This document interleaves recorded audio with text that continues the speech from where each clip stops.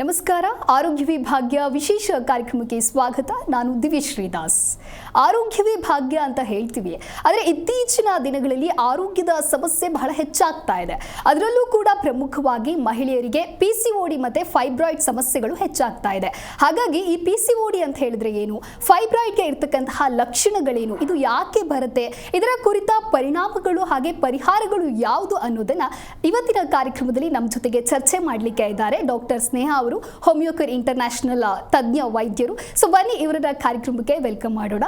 ನಮಸ್ತೆ ಡಾಕ್ಟರ್, ಕಾರ್ಯಕ್ರಮಕ್ಕೆ ಸ್ವಾಗತ. ನಮಸ್ತೆ ಮೇಡಮ್, ಈ PCOD ಅಂತ ಹೇಳಿದ್ರೆ ಏನು? ಬೇಸಿಕಲಿ PCOD ಅನ್ನೋದು ಪಾಲಿಸಿಸ್ಟಿಕ್ ಓರಿಯನ್ ಡಿಸೀಸ್ ಅಂತ ಹೇಳ್ತೀವಿ. ಸೊ ಪಾಲಿಸಿಸ್ಟಿಕ್ ಅಂದರೆ ಪಾಲಿ ಅಂತಂದರೆ ಏನು, ಮೆನಿ ಅಥವಾ ತುಂಬ ಅಂತ ಅರ್ಥ. ಸಿಸ್ಟ್ ಅಂತಂದರೆ ಒಂದು ಕ್ಯಾವಿಟಿ ಫಿಲ್ಡ್ ವಿತ್ ವಾಟರ್ ಅಂತ ಅರ್ಥ. ಸಿಸ್ಟಿಕ್ ಓರಿಯನ್ ಡಿಸೀಸ್ ಅನ್ನೋದು ತುಂಬ ಕ್ಲಿಯರ್ ಇದೆ. ಇದು ಅಂಡಾಶಯಗಳಿಗೆ ಹೆಣ್ಮಕ್ಳಲ್ಲಿ ಇರುವಂತಹ ಸಮಸ್ಯೆ. ಸೊ ಇದು ಬಂದ್ಬಿಟ್ಟು ಸಾಮಾನ್ಯ ಈಗ ನಾವು ಒಂದು ಹೆಣ್ಣು ಮಗುವಿಗೆ ಒಂದು ವರ್ಷಕ್ಕೆ 12 ಸೈಕಲ್ಗಳು ಅಂತ ಇರುತ್ತೆ, ಮೆನ್ಸ್ಟ್ರುವಲ್ ಸೈಕಲ್. ಸೊ ಜನರಲಿ ಏನಾಗುತ್ತೆ, ಈ ಒಂದು ಹೆಣ್ಮಕ್ಳಲ್ಲಿ ಒಂದು 2 ಓವರೀಸ್ ಇರುತ್ತೆ, 2 ಅಂಡಾಶಯಗಳಲ್ಲಿ ಹುಟ್ಟಿದಾಗಲೇ ಒಂದು ಹೆಣ್ಣು ಮಗುವಿಗೆ ಜೆನೆಟಿಕಲಿ ಪ್ರೀಫಿಕ್ಸ್ಡ್ ಇರುತ್ತೆ ಇಷ್ಟು ಮೊಟ್ಟೆಗಳು ಅಂತ.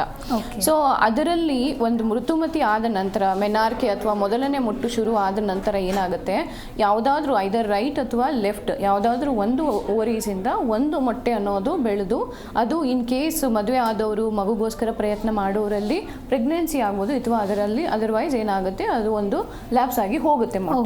ಸೊ ಇದು ಎದಕ್ಕೆ ಇದನ್ನ ಋತು ಚಕ್ರ ಅಂತೀವಿ. ಸೊ ಅದು ಒಂದು 28 to 30 ಡೇಸ್ ಸೈಕಲ್ ಅಲ್ಲಿ ರಿಪೀಟ್ ಆಗುವಂತ ಒಂದು ಕ್ರಿಯೆ, ಅದು ಇಂಟರ್ನಲ್ ಕ್ರಿಯೆ. ಸೊ ಏನಾಗುತ್ತೆ, ಬೇಸಿಕಲಿ PCOD ಅಂತ ಅಂದಾಗ ಈ ಮೊಟ್ಟೆ ಬೆಳವಣಿಗೆ ಕ್ರಿಯೆ ಏನಿದೆ ಅದು ನಡೆಯೋದಿಲ್ಲ.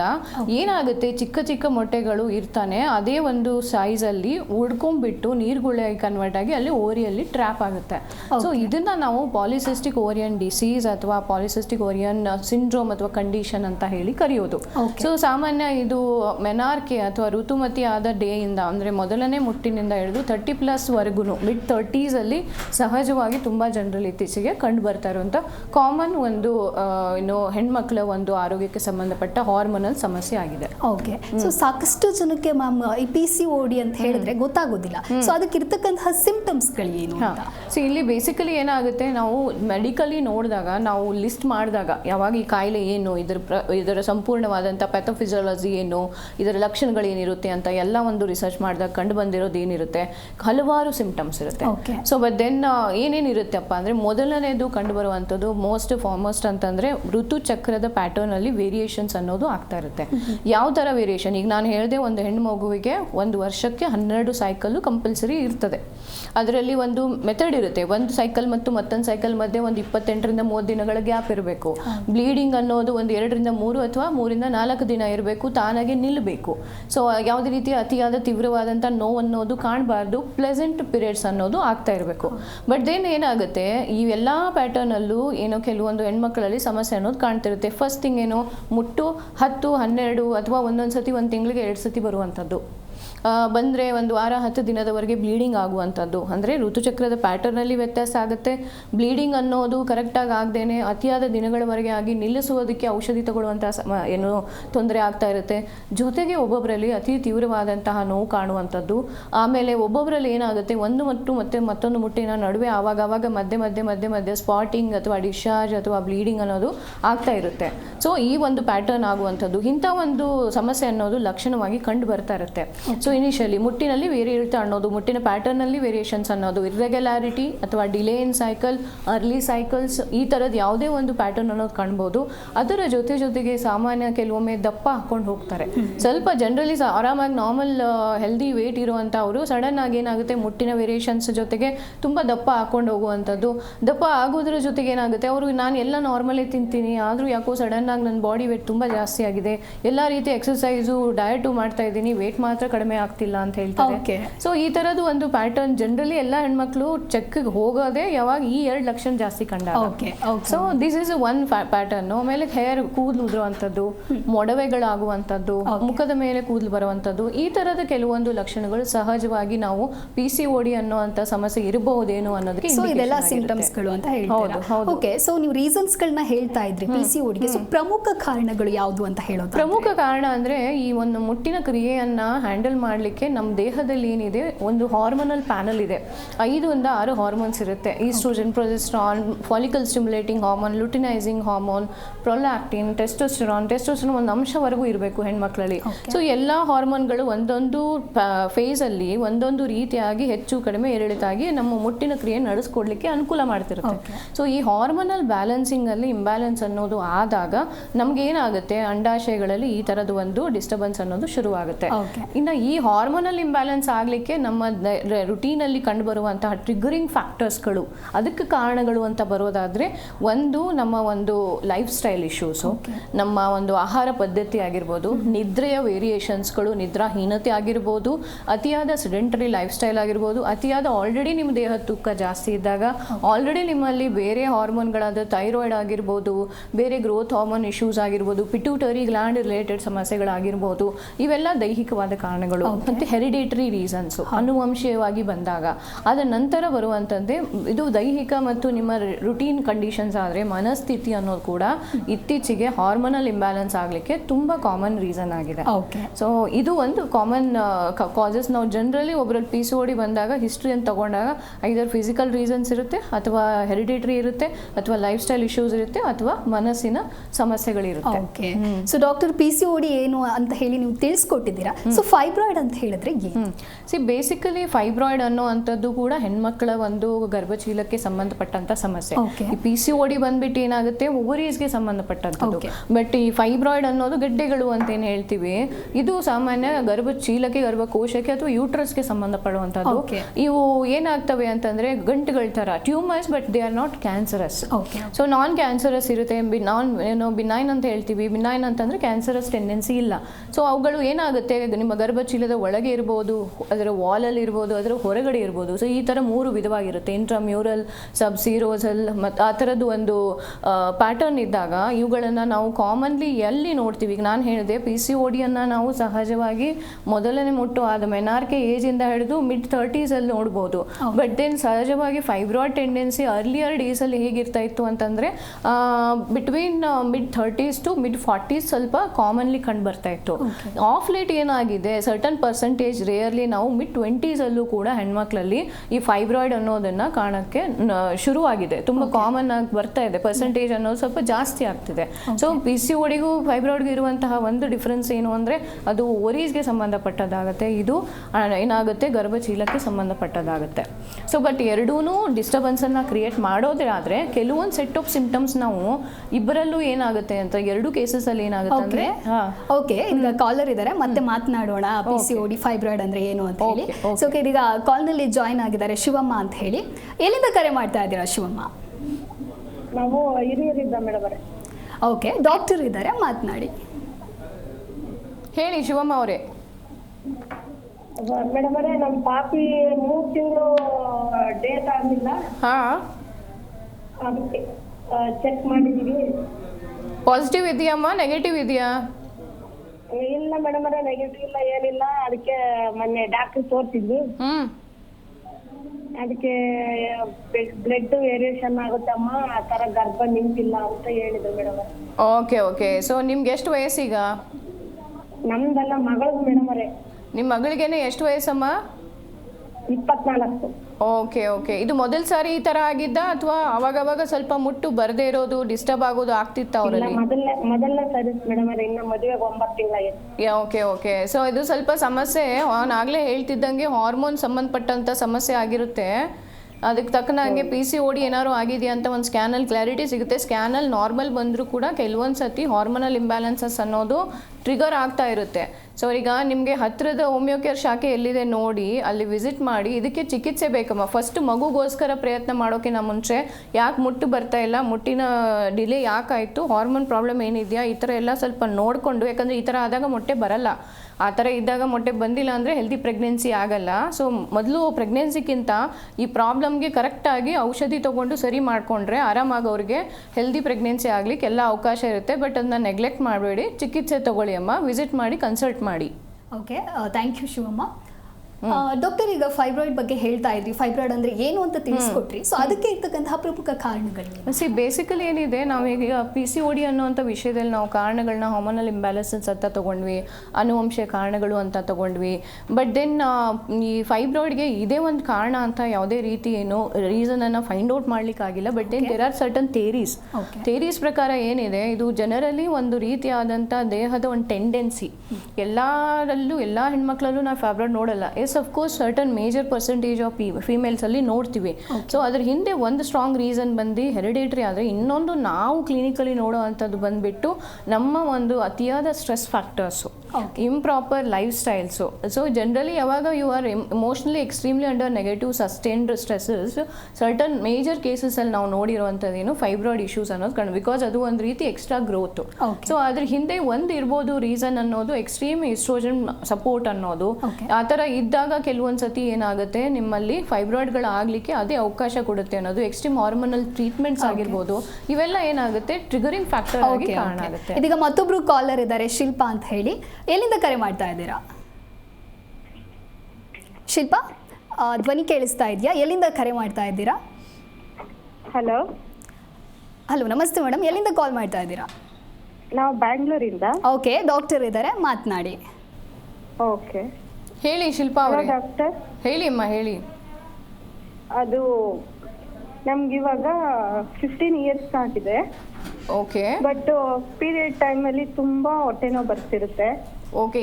15 ಇಯರ್ಸ್ ಆಗಿ ಏನಾಗಿ 15 ಇಯರ್ಸ್ ಆಗಿದೆ ನಿಮ್ಗೆ? ಏಜ್ 15 ಅಥವಾ ಮದುವೆ ಆಗಿ 15 ಇಯರ್ಸ್? ಎಕ್ಸಾಕ್ಟ್ಲಿ ಇಲ್ಲ, ಏಜ್ 15 ಇದೆ. ಏಜ್ 15. ಓಕೆ. ಪೀರಿಯಡ್ ಟೈಮಲ್ಲಿ ತುಂಬಾ ಹೊಟ್ಟೆ ಪೇನ್ ಬರ್ತಿದೆ. ಓಕೆ. ಅದು ತುಂಬಾ ಡಾಕ್ಟರ್ ತೋರಿಸಿದ್ರು ಸಿಂಪ್ಟಮ್ಸ್ ಹಿಂಗೆ ಇರುತ್ತೆ ಅಂತ ಹೇಳ್ತಾರೆ. ಓಕೆ. ನಾರ್ಮಲ್ ಸಿಂಪ್ಟಮ್ಸ್ ಇದೆಲ್ಲ ಅಂತಾರೆ. ಬಟ್ ಹೌದು. ಪೇನ್ ತಡೆಯೋಕ್ ಆಗೋದಿಲ್ಲ, ಅದಕ್ಕೋಸ್ಕರ. ಓಕೆ ಅಮ್ಮ, ಇಲ್ಲ ಆ ಥರ ಇದ್ದಾಗ ಅದಕ್ಕೆ ಔಷಧಿ ಕೊಟ್ಟು ಅದನ್ನು ಸ್ವಲ್ಪ ಕಡಿಮೆ ಮಾಡ್ಲಿಕ್ಕೆ ಅವಕಾಶ ಇರುತ್ತೆ. ಬಿಕಾಸ್ ಎಲ್ಲ ಕೇಸಸಲ್ಲೂ ಅದು ನಾರ್ಮಲ್ ಪೇನೇ ಇರಲಿಕ್ಕಿಲ್ಲ. ಜನರಲಿ ನಿಮಗೆ ಈಗ ಮುಟ್ಟು ಶುರುವಾಗಿ ಎಷ್ಟು ವರ್ಷ ಆಯಿತು? ಮೊದಲು ಋತುಮತಿಯಾಗಿ ಎಷ್ಟು ವರ್ಷ ಆಯಿತು? 3 ಇಯರ್ಸ್ ಆಗಿದೆ ma'am. Okay, okay. General health ಎಲ್ಲ ಚೆನ್ನಾಗಿದೆಯಾ? ನಿಮ್ಮ ಬಿಲ್ಟಪ್ ಆಗಲಿ, ಆಹಾರ ತಗೊಳ್ಳುವಂಥ ರೀತಿ ಆಗಲಿ ಎಲ್ಲ ಚೆನ್ನಾಗಿದೆಯಾ? ಎಲ್ಲ ನಾರ್ಮಲ್ ಆಗಿ ಇದೆ, ಏನ್ ಪ್ರಾಬ್ಲಮ್ ಇಲ್ಲ. ಬಟ್ ಪೀರಿಯಡ್ ಟೈಮ್ ಅಲ್ಲಿ ಮಾತ್ರ ಜಾಸ್ತಿ ಇದೆ. ವಾಮಿಟ್ ಬರುತ್ತೆ, ಮತ್ತೆ ಕಾಲು ಬ್ಯಾಕು ಫುಲ್ಲು ಪೇನ್ ಆಗುತ್ತೆ. ಓಕೆ. ಈ ಲೇಬರ್ ಪೇನ್ ಯಾವ ರೀತಿ ಕಾಣಿಸ್ಕೊಳ್ಳುತ್ತಲ್ಲ ಅಷ್ಟು ಪೇನ್ ಆಗ್ತಿರುತ್ತೆ. ಇಂಥ ಕೇಸಸ್ ಅಲ್ಲಿ ನಾವು ಹೇಳಿಮ್ಮ, ಹೇಳಿ. ಅದಕ್ಕೇನಾದ್ರು ಸೊಲ್ಯೂಷನ್ ಇದೆ ಹೋಮಿಯೋಪತಿಲಿ ಇದಕ್ಕೆ ಚಿಕಿತ್ಸೆ ಇದೆ.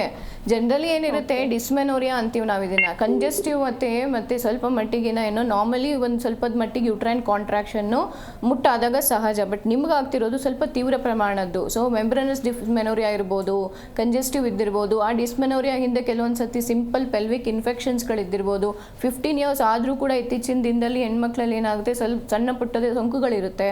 ಅಥವಾ ನಿಮ್ಮದು ಓವರ್ ಆಲ್ ಜನರಲ್ ಟಾಲರೆನ್ಸ್ ಅಥವಾ ಸ್ಟೆಮಿನಾ ಲೆವೆಲ್ಸ್ ಲೋವರ್ ಸೈಡ್ ಇತ್ತು ಅಂದರೆ, ಹಿಮೋಗ್ಲೋಬಿನ್ಸ್ ಲೋ ಇತ್ತು ಅಂದರೆ, ನ್ಯೂಟ್ರಿಷನಲಿ ನೀವು ಲ್ಯಾಗಿಂಗ್ ಇದ್ದೀರಾ ಅಂದರೂ ಕೂಡ ನಾರ್ಮಲಿ ಆಗುವಂಥ ಕಾಂಟ್ರಾಕ್ಷನ್ಸ್ಗಿಂತ ಅತಿಯಾದಾಗ ತಡ್ಕೊಳ್ಳೋ ಶಕ್ತಿ ಮತ್ತು ಸಿವ್ಯಾರಿಟಿ ಜಾಸ್ತಿ ಇರುತ್ತೆ. ಹಾಗಾಗಿ ಅದನ್ನು ನೆಗ್ಲೆಕ್ಟ್ ಮಾಡಬೇಡಿ. ನಾರ್ಮಲ್ ಅಂದ್ಬಿಟ್ಟು ಫಸ್ಟು ಅದನ್ನು ರೂಲ್ ಔಟ್ ಮಾಡಬೇಕು. ಅಥವಾ ಅದು ಯಾವುದೇ ರೀತಿ ರಿಪೋರ್ಟ್ಸಲ್ಲಿ ನಾರ್ಮಲ್ ಇದ್ದರೂ ಕೂಡ ಪೇನ್ ಸಿವಿಯರ್ ಇದೆ ಅಂದಾಗ ಅಂಥ ವಿಷಯದಲ್ಲೇ ಹೋಮಿಯೋಪತಿ ಔಷಧಿಗಳು ಬ್ಲೆಸ್ಸಿಂಗ್ ಅಂತ ಹೇಳ್ಬೋದು. ಚಿಕಿತ್ಸೆ ಇದೆ ಇದಕ್ಕೆ. ಹತ್ತಿರದ ಬ್ರಾಂಚಿಗೆ ಹೋಗಿ ಟ್ರೀಟ್ಮೆಂಟ್ ತೊಗೊಳ್ಳಿ. You will have a pleasant periods after that. Thank you Shilpa, ಕರೆ ಮಾಡಿದ್ದಕ್ಕಾಗಿ. ಇದೀಗ ಮತ್ತೊಬ್ಬರು ಕಾಲರ್ ಇದ್ದಾರೆ, ಅವ್ರ ಜೊತೆಗೆ ಮಾತನಾಡಿ ಮತ್ತೆ ನಾವು ಚರ್ಚೆಯನ್ನು ಮಾಡೋಣ.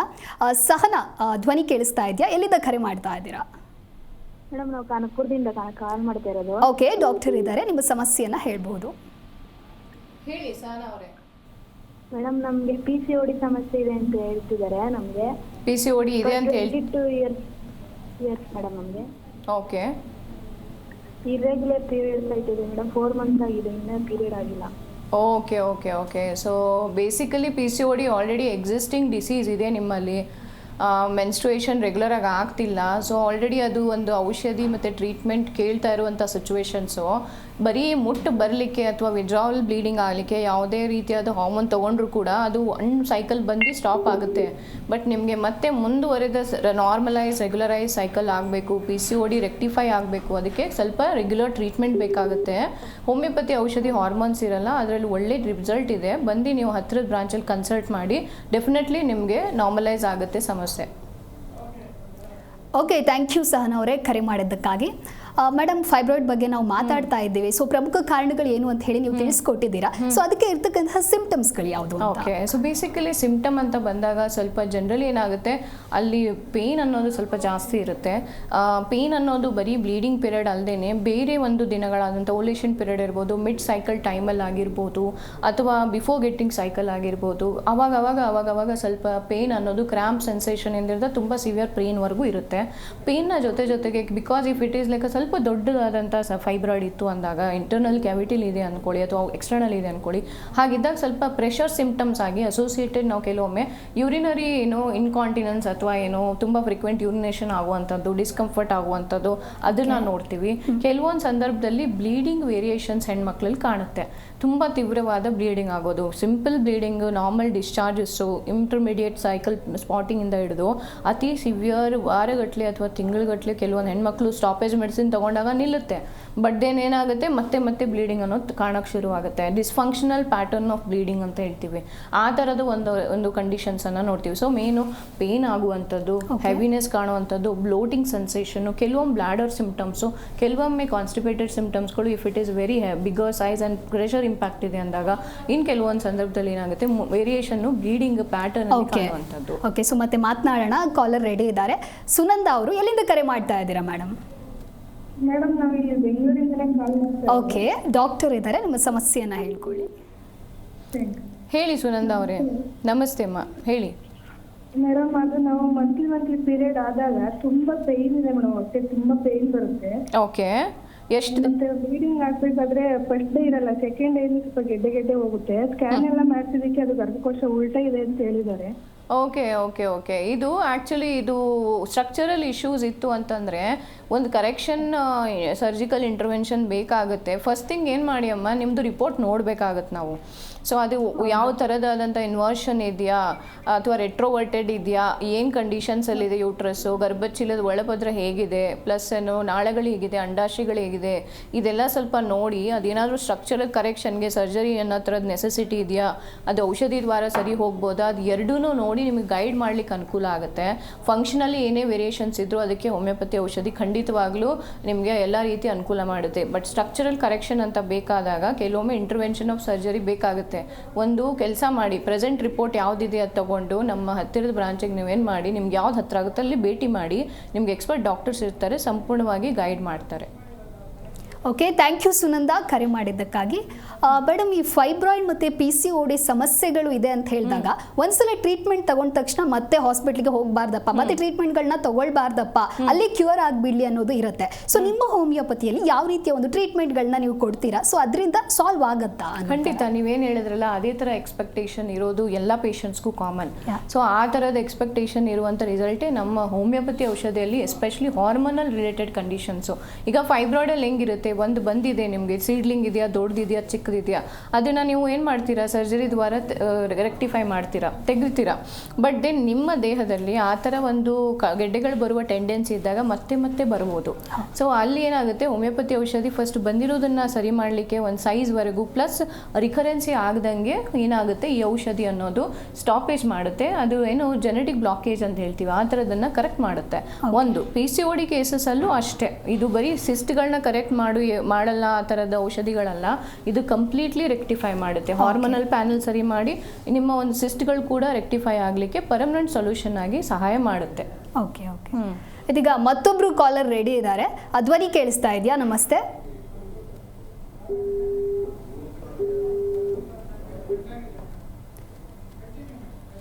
ಓಕೆ, ನೆಟ್ವರ್ಕ್ ಇಶ್ಯೂಸ್ ಇರಬಹುದು. ಸೊ ಈ ಹೋಮಿಯೋಪತಿ ತಗೊಳ್ಬೇಕು ಅಂತ ಹೇಳಿದ್ರೆ ಅವ್ರು ಮೊದಲು ಬೇರೆ ಯಾವ್ದಾದ್ರು ಟ್ರೀಟ್ಮೆಂಟ್ಗಳನ್ನೆಲ್ಲ ತಗೊಳ್ತಾ ಇರ್ತಾರೆ. ಸೊ ಅದರಿಂದ ಡೈರೆಕ್ಟ್ ಆಗಿ ಅವರು ಹೋಮಿಯೋಪತಿ ಟ್ರೀಟ್ಮೆಂಟ್ಗಳನ್ನ ತಗೋಬಹುದಾ ಅಥವಾ ಅದರಿಂದ ಏನಾದರೂ ಎಫೆಕ್ಟ್ಸ್ ಆಗ್ತದಾ? ಆ ಥರ ಏನಿರೋದಿಲ್ಲ. ಬಿಕಾಸ್ ಅವ್ರು ಯಾವುದೇ ಔಷಧಿಯಲ್ಲಿ ಇದ್ರೂ ಜನರಲಿ ಏನಿರುತ್ತೆ ಹಾರ್ಮೋನಲ್ ಥೆರಪಿ ಇರುತ್ತೆ. ಸೊ ಅದು ಸ್ಪೆಸಿಫಿಕ್ಲಿ 21 ಡೇಸ್ ಇರುತ್ತೆ ಅಥವಾ 7 ಡೇಸ್ ಇರುತ್ತೆ. ಬಟ್ ಅದು ಯಾವುದನ್ನು ಡೀಪ್ ರೂಟೆಡ್ ಅಥವಾ ಡೀಪ್ ವರ್ಕಿಂಗ್ ಅಥವಾ ಲಾಂಗ್ ವರ್ಕಿಂಗ್ ಆ ಥರದ್ದು ಇರೋದಿಲ್ಲ. ಜನರಲಿ ನಾವು ಕೆಲವೊಂದು ಕೇಸಸಲ್ಲಿ ಆಲ್ರೆಡಿ ಹಾರ್ಮೋನಲ್ ಮೆಡಿಸಿನಲ್ಲಿ ಇದ್ದೀರಾ ಅಂದರೆ ಒಂದು 2 ಸೈಕಲ್ಸ್ ಅಥವಾ 3 ಸೈಕಲ್ಸ್ ಗ್ಯಾಪ್ ಕೊಟ್ಟು ಬನ್ನಿ ಅಂತ ಹೇಳ್ತೀವಿ, depending on each cases. So ಹಾಗಾಗಿ ಬಟ್ ದೆನ್ ಸ್ವಿಚ್ ಆನ್ ಆರಾಮಾಗಿ ಆಗ್ಬೋದು. ಆ ಒಂದು ಮೆಡಿಸಿನಲ್ಲಿ ಇಂಪ್ಯಾಕ್ಟ್ ತೆಗೆದು ನಾವು ನಮ್ಮ ಔಷಧಿ ಅವ್ರ ದೇಹದಲ್ಲಿ ವರ್ಕ್ ಮಾಡಲಿಕ್ಕೂ ಅನುಕೂಲ ಆಗೋ ಥರ ನಾವು ಅವರಿಗೆ ಔಷಧಿಯನ್ನು ಶುರು ಮಾಡಬಹುದು. ಸೊ ಹಾಗಾಗಿ ಸ್ವಿಚ್ ಆನ್ ಆರಾಮಾಗಿ ಆಗ್ಬೋದು, ಯಾವುದೇ ರೀತಿ ಕಾಂಪ್ಲಿಕೇಶನ್ಸ್ ಆಗೋದಿಲ್ಲ. ಓಕೆ. ಸೊ PCOD ಅಥವಾ ಈ ಫೈಬ್ರಾಯ್ಡ್ ಸಮಸ್ಯೆ ಇದೆ ಅಂತ ಹೇಳಿದ ತಕ್ಷಣ ಸಾಕಷ್ಟು ಜನ ನೆಗ್ಲೆಕ್ಟ್ ಮಾಡಿಬಿಡ್ತಾರೆ. ಸೊ ಅದರಿಂದ ಉಂಟಾಗ್ತಕ್ಕಂತಹ ಒಂದು ಪರಿಣಾಮಗಳು ಯಾವುದು ಅಂತ? ಖಂಡಿತ ತುಂಬ ವರ್ಸ್ ಪ್ರಾಬ್ಲಮ್ಸ್ ಇದೆ. ಜನರಲಿ ಏನಾಗುತ್ತೆ PCOD ಅಂದರೆ ಮುಟ್ಟು ಬಂದಿಲ್ಲ ಅಂದರೆ ಕೆಲವೊಂದು ಹುಡುಗಿರು ಹೆಣ್ಮಕ್ಳು ಹ್ಯಾಪಿ ಇರ್ತಾರೆ, ಇಲ್ಲ ಮಂತ್ಲಿ ಇಶ್ಯೂಸ್ ಇಲ್ಲ ನನಗೆ ಅಂತ. ಬಟ್ ಅದು ಜನರಲಿ ಅದು ಹಾರ್ಮೋನ್ಗೆ ಸಂಬಂಧಪಟ್ಟದ್ದು, ಅದು ನಿಮ್ಮ ಮೆಟಬಾಲಿಸಮ್ ಸಂಬಂಧಪಟ್ಟದ್ದು, ಅದು ನಿಮ್ಮ ಇನ್ಸುಲಿನ್ ಮೆಟಬಾಲಿಸಮ್ಗೂ ಸಂಬಂಧಪಟ್ಟದಿರುತ್ತೆ, ಫ್ಯಾಟ್ ಮೆಟಬಾಲಿಸಮ್ಗೂ ಸಂಬಂಧಪಟ್ಟದಿರುತ್ತೆ. ಸೊ ನಿಮ್ಮ ದೇಹದಲ್ಲಿ ಕೆಲವೊಂದು ಚೇಂಜಸ್ ಬರುತ್ತೆ. ಫಾರ್ ಎಕ್ಸಾಂಪಲ್ PCOD ನೆಗ್ಲೆಕ್ಟ್ ಮಾಡಿದ್ದೀರಾ ನೀವು ಅಂದಾಗ ಹಾರ್ಮೋನಲ್ ವೇರಿಯೇಷನ್ಸಿಂದ ಇನ್ಸುಲಿನ್ ರೆಸಿಸ್ಟೆನ್ಸ್ ಡೆವಲಪ್ ಆಗಿ ಅರ್ಲಿ ಏಜಸ್ಸಲ್ಲಿ ಪ್ರೀ ಡಯಾಬಿಟಿಕ್ ಅಥವಾ ಡಯಾಬಿಟಿಕ್ ಕಂಡೀಷನ್ಸ್ ಅನ್ನೋದು ಶುರುವಾಗೋ ಸಾಧ್ಯತೆ ಇರುತ್ತೆ. ಒಂದು ಎರಡನೇದು ಕ್ಯಾಲ್ಶಿಯಂ ಮೆಟಬಾಲಿಸಮ್ ವೇರಿಯೇಷನ್ಸ್ ಆಗೋದು, ಅತಿಯಾಗಿ ದಪ್ಪ ಆಗೋದ್ರಿಂದ ಹಲವಾರು ಕಾಯಿಲೆ ಬರುತ್ತೆ. ಸೊ ಅತಿ ದಪ್ಪ ಆದಾಗ ನಿಮ್ಮ ಜಾಯಿಂಟ್ಗಳ ಮೇಲೆ ಪ್ರಾಬ್ಲಮ್ ಆಗ್ಬೋದು, ಕೊಲೆಸ್ಟ್ರಾಲ್ ವೇರಿಯೇಷನ್ಸ್ ಆಗ್ಬೋದು, ಬ್ಲಡ್ ಗ್ಲುಕೋಸ್ ವೇರಿಯೇಷನ್ಸ್ ಆಗ್ಬೋದು, ಪೊರೋಸಿಟೀಸ್ ಆಫ್ ಬೋನ್ಸ್ ವೀಕ್ನೆಸ್ ಆಗ್ಬೋದು, ಹೇರ್ ಲಾಸ್ ಅನ್ನೋದು, ನಿಮ್ಮ ಒಂದು ಎಕ್ಸ್ಟ್ರೀಮ್ ಫೇಶಿಯಲ್ ಹೇರ್ ಬರುವಂಥದ್ದು, ಹಿರ್ಸುಟಿಸಮ್ ಆಗುವಂಥದ್ದು, ಮೂಡ್ ಫ್ಲಕ್ಚುಯೇಷನ್ಸು. ಜೊತೆಗೆ ಮ್ಯಾರಿಡ್ ಕೇಸಸಲ್ಲಿ PCOD ಅರ್ಲಿ ಸ್ಟೇಜಲ್ಲಿ ಇತ್ತು ಅಂದಾಗ ಫರ್ಟಿಲಿಟಿಗೆ ಅನುಕೂಲ ಆಗುವುದಿಲ್ಲ, ಮಗು ಆಗಲಿಕ್ಕೆ ಸಂತಾನ ಸಾಫಲ್ಯತೆಗೆ ತುಂಬ ದೊಡ್ಡ ಹರ್ಡಲ್ ಆಗಿ PCOD ಪ್ಲಸ್ ಫೈಬ್ರಾಯ್ಡ್ ಎರಡೂ ಇತ್ತೀಚಿನ ದಿನದಲ್ಲಿ ಪ್ರೈಮರಿ ಇನ್ಫರ್ಟಿಲಿಟಿಗೆ ತುಂಬ ಪಾಸಿಟಿವ್ ಫ್ಯಾಕ್ಟರ್ ಆಗಿ ಕಂಡು ಬರ್ತಾ ಇದೆ. ಸೊ ಹಾಗಾಗಿ ಮೇನ್ ರೀಸನ್ಸ್ ಏನು? ಮೇನ್ ರೀಸನ್ಸು ಫರ್ಟಿಲಿಟಿ ಹೆಂಗಿರುತ್ತೆ, ಹೆಣ್ಮಕ್ಳಲ್ಲಿ ನಾವು ಫರ್ಟಿಲಿಟಿ ಸರಿ ಇರಬೇಕು, ಸಂತಾನ ಸಾಫಲ್ಯತೆ ಆಗಬೇಕು ಅಂದರೆ ಅಂಡಾಶಯಗಳಲ್ಲೂ ಹಲವಾರು ಸಮಸ್ಯೆಗಳು ಕಂಡು ಬರ್ತಾ ಇದೆ. ಮೊಟ್ಟು ಕರೆಕ್ಟ್ ಆಗದೆ ಇರೋದು ಹಿಡಿದು ಮೊಟ್ಟೆನೇ ಸರಿ ಬರ್ತಾ ಇಲ್ಲ, ಗರ್ಭಚೀಲದಲ್ಲಿ ಏನಾಗುತ್ತೆ ಅದರ ಒಳಪದ್ರ ಸರಿ ಇಲ್ಲದೆ ಇರೋದು, ಎಂಡೋಮೆಟ್ರಿಯಲ್ ಥಿಕ್ನೆಸ್ ಇಲ್ಲದೆ ಇರೋದು, ಜೊತೆಗೆ ಎಂಡೋಮೆಟ್ರಿಯೋಸಿಸ್ ಅನ್ನೋ ಸಮಸ್ಯೆ ಆಗುವಂಥದ್ದು, ಟ್ಯೂಬಲ್ ಬ್ಲಾಕ್ಸ್ಗಳಿರುವಂಥದ್ದು, ಇನ್ಫೆಕ್ಟಿವ್ ಕಾಸಸ್ ಇರುವಂಥದ್ದು. ಸೊ ಇವೆಲ್ಲ ಏನು ಮಾಡ್ತಾ ಇದೆ ಅಂತಂದರೆ ಕೊಲಾಬರೇಟಿವ್ಲಿ ಈಗೆಲ್ಲ ನಾವು ತುಂಬ ಜನರಲ್ಲಿ ನೋಡ್ತೀವಿ, ಮಗು ಆಗೋದು ಅಂತಂದರೆ ಒಂದು ಯುದ್ಧ ಗೆದ್ದ ಹಾಗೆ ಲೆಕ್ಕ. So pregnancy has become a real difficult. So ಅಂಥದಕ್ಕೆ main positive factor more than 90% ಕೇಸಸಲ್ಲಿ ಫೈಬ್ರಾಯ್ಡ್ ಮತ್ತು PCOD ಅನ್ನೋದು ಕಾರಣ ಆಗ್ತಾ ಇದೆ. ಸೊ ಹಾಗಾಗಿ ಜನರಲಿ ಇವೆರಡನ್ನೂ ನೆಗ್ಲೆಕ್ಟ್ ಮಾಡೋದು ಒಳ್ಳೆಯದಲ್ಲ. ಅದು ಎಫೆಕ್ಟ್ ಆಗುತ್ತೆ, ಲಾಂಗ್ ಟರ್ಮಲ್ಲಿ ಕಾಂಪ್ಲಿಕೇಟ್ ಮಾಡುತ್ತೆ. ಚಿಕ್ಕ ಸೈಜ್ನ ಫೈಬ್ರಾಯ್ಡ್ ಇದೆ ಅಂದಾಗ ಏನು ಡಿಫಿಕಲ್ಟಿ ಆಗಲ್ಲ, ಬಟ್ ಅದು ಗ್ರೋ ಆದಾಗ ಆಗ್ಬೋದು ಸಮಸ್ಯೆಗಳು ಹಲವಾರು ಇರುತ್ತೆ. ಓಕೆ, ಮತ್ತೊಬ್ರು ಕಾಲರ್ ಮಮತಾ ಅವರು ರೆಡಿ ಇದ್ದಾರೆ. ಮಮತಾ ಅವರೇ, ಎಲ್ಲಿಂದ ಕಾಲ್ ಮಾಡ್ತಾ ಇದ್ದೀರಾ? ಮೇಡಮ್. ಓಕೆ, ಡಾಕ್ಟರ್ ಇದ್ದಾರೆ, ಮಾತನಾಡಿ.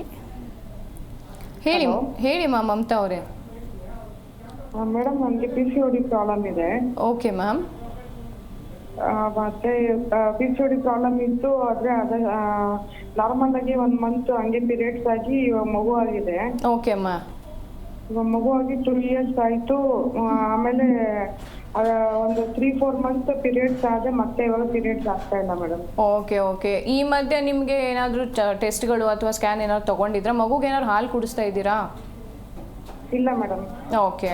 ಸೊ ಈಗ ಬೇಸಿಕಲಿ ನಿಮ್ಮಲ್ಲಿ ಆ ಟೆಂಡೆನ್ಸಿ ಇದೆ ನಿಮ್ಮದು, ಅದು ಸಮ್ವೇರ್ ನೀವು ಲಕ್ಕಿ, ಗಾಡ್ಸ್ ಬ್ಲೆಸ್ಸಿಂದ ಒಂದು ಮಗು ಆಯಿತು. ಬಟ್ ದೆನ್ ಪ್ರತಿ ಸೈಕಲಲ್ಲೂ ರಿಕರೆನ್ಸಿ ಅಂತ ಹೇಳ್ತೀವಿ, ಪರ್ಸಿಸ್ಟೆಂಟ್ PCOD ಅಥವಾ ರಿಕರೆಂಟ್ ಸಿಸ್ಟಿಕ್ ಫಾರ್ಮೇಷನ್ಸ್ ಆಗ್ತಿದೆ ಅಂದಾಗ ಅದ್ರ ಹಿಂದಿನ ಇರುವ ಹಾರ್ಮೋನಲ್ ಕಾರಣಗಳು, ನಿಮ್ಗಿರುವಂಥ ದೈಹಿಕ ಟೆಂಡೆನ್ಸಿ ಎರಡೂ ಚಿಕಿತ್ಸೆ ದ್ವಾರ ಸರಿ ಮಾಡಬೇಕಮ್ಮ. ನಿಮ್ಮ ಆರೋಗ್ಯಕ್ಕೆ, ಪರ್ಸ್ನಲ್ ಆರೋಗ್ಯಕ್ಕೆ ಇದನ್ನು ನೆಗ್ಲೆಕ್ಟ್ ಮಾಡಬೇಡಿ. ಅದನ್ನು ಔಷಧಿ ತೊಗೊಂಡು ಬರೀ ಮುಟ್ಟು ಬರ್ಸೋದಕ್ಕೆ ಮಾತ್ರ ಔಷಧಿ ತೊಗೋಬೇಡಿ. ಪೂರ್ತಿ PCOD ಇದೆಯಾ ಅಥವಾ ಹಾರ್ಮೋನಲ್ ಪ್ರಾಬ್ಲಮ್ ಇದೆಯಾ ಅಥವಾ ಥೈರಾಯ್ಡ್ ವೇರಿಯೇಷನ್ಸ್ ಏನಾರು ಇದೆಯಾ ಎಲ್ಲನೂ ಅನಲೈಸ್ ಮಾಡಿ ಅದಕ್ಕಂಗೆ ಔಷಧಿ ತೊಗೊಂಡ್ರೆ ನಿಮಗೆ ನಾರ್ಮಲೈಸ್ ಆಗುತ್ತೆ. ಸೊ ವರಿ ಮಾಡಬೇಡಿ, ಕನ್ಸಲ್ಟ್ ಮಾಡಿ, ಹೋಮಿಯೋಪತಿ ಔಷಧಿಗೆ ಆಪ್ಟ್ ಮಾಡಿ, ಆದಷ್ಟು ನಿಮ್ಗೆ ಅದು ತುಂಬ ಅನುಕೂಲಕರವಾಗಿರುತ್ತೆ. ಓಕೆ, ಕರೆ ಮಾಡಿದ್ದಕ್ಕಾಗಿ ಧನ್ಯವಾದಗಳು. ಮ್ಯಾಮ್, ನಮ್ಮ ಒಂದು ಲೈಫ್ ಸ್ಟೈಲ್ ಏನಾದರೂ PCOD ಮತ್ತು ಫೈಬ್ರಾಯ್ಡ್ಗೆ ಕಾರಣ ಆಗುತ್ತಾ? ಸೊ ಯಾವ ರೀತಿ ನಾವು ಬದಲಾವಣೆಯನ್ನು ತಂದುಕೊಳ್ಬಹುದು? ಬೇಸಿಕಲಿ ಏನಿದೆ, ಫಸ್ಟ್ ಥಿಂಗ್ ತುಂಬ ಹೆಣ್ಮಕ್ಳು ಮಾಡುವಂಥದ್ದು ಪ್ರೀಪೋನ್ಮೆಂಟ್ ಪಿಲ್ಸು, ಪೋಸ್ಟ್ಪೋನ್ಮೆಂಟ್ ಪಿಲ್ಸು. ಏನೋ ಒಂದು ಇವೆಂಟ್ ಇದೆ, ಈ ಸತಿ ಪೋಸ್ಟ್ಪೋನ್ ಮಾಡ್ತೀನಿ, ಈ ಥರ ನೀವು ನ್ಯಾಚುರಲಿ ಆಗುವಂಥ ಹಾರ್ಮೋನಲ್ ವರ್ಕನ್ನು ಸಪ್ರೆಸ್ ಮಾಡಿದಾಗ ಅಥವಾ ಪ್ರೀಫೋನ್ ಮಾಡಿದಾಗ ಸಹಜವಾಗಿ ನಿಮ್ಮಲ್ಲಿ ಎಕ್ಸಿಸ್ಟಿಂಗ್ ಹಾರ್ಮೋನಲ್ ಸಮಸ್ಯೆ ಅನ್ನೋದಾಗುತ್ತೆ. ಸೊ ಆ ಥರದ ಪ್ರಾಕ್ಟೀಸ್ ಕಮ್ಮಿ ಮಾಡಿ. ಇನ್ ಕೇಸ್ ನಿಮ್ಮಲ್ಲಿ ರುಟೀನಲ್ಲಿ ಲೈಫ್ ಸ್ಟೈಲಲ್ಲಿ ನಿಮ್ಮದು ನೈಟ್ ಶಿಫ್ಟ್ಸ್ಗಳಿದ್ದಾಗ ಡೇ ಅಲ್ಲಿ ಹೇಗೆ ನಿಮ್ಮ ದೇಹನ ರೆಕ್ಟಿಫೈ ಮಾಡ್ಕೊಬೇಕು ಅದೆಲ್ಲ ಸ್ವಲ್ಪ ನಿದ್ರೆ ಕರೆಕ್ಟ್ ಆಗುವಂಥದ್ದು. ಆಹಾರದಲ್ಲಿ ಜಂಕ್ಸು, ಎಕ್ಸ್ಟ್ರೀಮ್ ಸ್ವೀಟ್ಸು, ಈ ಥರದ್ದು packed food, beverages, drinks, stimulant ಹ್ಯಾಬಿಟ್ಸ್ಗಳನ್ನ ಫಾಲೋ ಮಾಡಬಾರ್ದು. ಆದಷ್ಟು ಸಾತ್ವಿಕ ಆಹಾರ, ಹಣ್ಣು ಹಂಪಲು, ಸೊಪ್ಪು ತರಕಾರಿ, ಈ ಥರ ನ್ಯೂಟ್ರಿಷಿಯಸ್ ರೆಗ್ಯುಲರೈಸ್ಡ್ ಸ್ಟೇಪಲ್ ಫುಡ್ಡನ್ನು ಫಾಲೋ ಮಾಡುವಂಥದ್ದು. ಜೊತೆಗೆ ಡೈಲಿ ಬೇಸಿಸಲ್ಲಿ ಸ್ವಲ್ಪ ಮಟ್ಟಿಗಿನ ಬ್ರೀದಿಂಗ್ ಎಕ್ಸಸೈಸಸ್ಸು, ವಾಕಿಂಗು, ದೇಹ ದಂಡನೆ ಮತ್ತು ಮನಸ್ಸಿನ ದಂಡನೆ ಅನ್ನೋದು ತುಂಬ ಇಂಪಾರ್ಟೆಂಟ್ ಆಗುತ್ತೆ. ಈ ಎರಡೂ ರೀತಿ ಪ್ರಾಕ್ಟೀಸ್ ಅನ್ನೋದು ನಿಮ್ಮ ಹಾರ್ಮೋನಲ್ ಬ್ಯಾಲೆನ್ಸಿಗೆ ಹೆಲ್ಪ್ ಆಗುತ್ತೆ. ಓಕೆ, ಸೊ PCOD ಅಂದರೆ ಏನು, ಫೈಬ್ರಾಯ್ಡ್ ಅಂದರೆ ಏನು, ಅದಕ್ಕೆ ಇರ್ತಕ್ಕಂತಹ ಕಾರಣ ಜೊತೆಗೆ ಪರಿಹಾರವನ್ನು ಕೂಡ ನೀವು ತಿಳಿಸ್ಕೊಟ್ಟಿದ್ದೀರಾ. ಥ್ಯಾಂಕ್ ಯು ಡಾಕ್ಟರ್, ನಮ್ಮ ಕಾರ್ಯಕ್ರಮಕ್ಕೆ ಆಗಮಿಸಿದ್ದಕ್ಕಾಗಿ. ನಮಸ್ತೆ, ಥ್ಯಾಂಕ್ ಯು. ಎಸ್ ವೀಕ್ಷಕರೇ, ನೋಡಿದ್ರಲ್ವಾ PCOD ಅಂತ ಹೇಳಿದ್ರೆ ಏನು, ಫೈಬ್ರಾಯ್ಡ್ ಅಂತ ಹೇಳಿದ್ರೆ ಏನು, ಅದಕ್ಕೆ ಕಾರಣ ಏನು, ಪರಿಹಾರ ಏನು ಅಂತ ಹೇಳಿ ಇವತ್ತಿನ ಕಾರ್ಯಕ್ರಮದಲ್ಲಿ ನೀವು ತಿಳ್ಕೊಂಡಿದ್ದೀರಾ. ಸೊ ನಿಮಗೂ ಕೂಡ ಈ ಕುರಿತ ಸಮಸ್ಯೆಗಳು ಇತ್ತು ಅಂತ ಹೇಳಿದ್ರೆ ನಿಮ್ಮ ಟಿವಿ ಸ್ಕ್ರೀನ್ ಮೇಲೆ ಲಭ್ಯವಾಗ್ತಾ ಇರುವಂತಹ ಈ ಸಂಖ್ಯೆಗೆ ಕರೆ ಮಾಡಿ ಡಾಕ್ಟರ್ನೊಂದಿಗೆ ಮಾತನಾಡಿ ಭೇಟಿಯಾಗಿ ನಿಮ್ಮಲ್ಲಿ ಇರ್ತಕ್ಕಂತಹ ಸಮಸ್ಯೆಗೆ ಸೂಕ್ತ ಪರಿಹಾರವನ್ನ ಕಂಡುಕೊಳ್ಳಿ ಅಂತ ಹೇಳ್ತಾ ನೋಡ್ತಾ ಇರಿ ಜಿ ಕನ್ನಡ ನ್ಯೂಸ್, ಸತ್ಯವೇ ಸುದ್ದಿಯ ಜೀವಾಳ. ವಾಸಿಯಾಗದ ಆರೋಗ್ಯ ಸಮಸ್ಯೆ ನಿಮ್ಮನ್ನ ಕಾಡ್ತಿದೆಯಾ? ಹಾಗಿದ್ರೆ ಚಿಂತೆ ಬಿಡಿ, ನಮ್ಮ ಹೋಮಿಯೋ ಕೇರ್ಗೆ ಬನ್ನಿ. ಹೋಮಿಯೋ ಕೇರ್ ಇಂಟರ್ನ್ಯಾಷನಲ್ ಹಲವು ಆರೋಗ್ಯ ಸಮಸ್ಯೆಗಳಿಗೆ ಸಿಗಲಿದೆ ಸೂಕ್ತ ಪರಿಹಾರ. ನೇರ ಭೇಟಿಗೆ ಸಂಪರ್ಕಿಸಿ 9550001133 1800 10811212.